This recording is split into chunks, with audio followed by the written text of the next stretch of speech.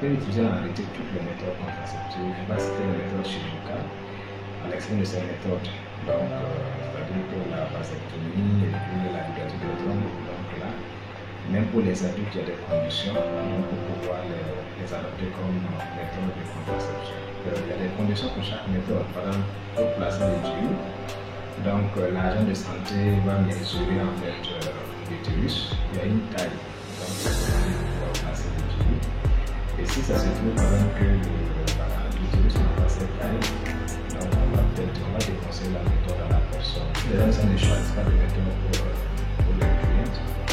Mais on donne l'ensemble des informations sur chaque méthode, que ce soit ses avantages, ses inconvénients, les effets secondaires possibles qui peuvent survenir. C'est vrai qu'en pratique, je conseille plus puisque le plus souvent ne sont pas sexuellement, pas très actifs sexuellement.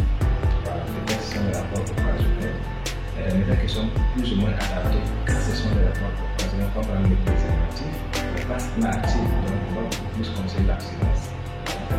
Ou peut-être qu'elle fait des rapports très occasionnels, et là par exemple la méthode d'origine, comme je l'ai dit, le fait simplement de s'en tenir à compter le nombre de jours de cycle pour connaître les périodes de la jeune en tout cas complètement enceinte, les périodes fertiles ou pas, ça peut suffire pour quelqu'un qui fait des rapports très occasionnels.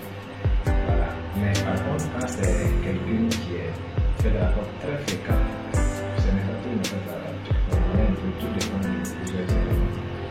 Dire que les méthodes contraceptives peuvent donner une sérénité, c'est un peu trop dit. Voilà. Donc, en théorie, je dirais non. Voilà.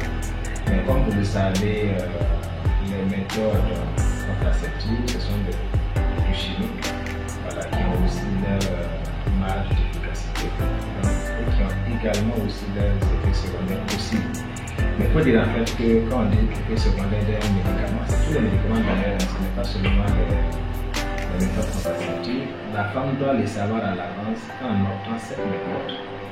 À l'arrêt, elle peut faire 6 mois, voire 2 ans avant d'avoir un bon retour de la fécondité. Malheureusement, dans notre contexte, la sexualité, effectivement, c'est un sujet tabou.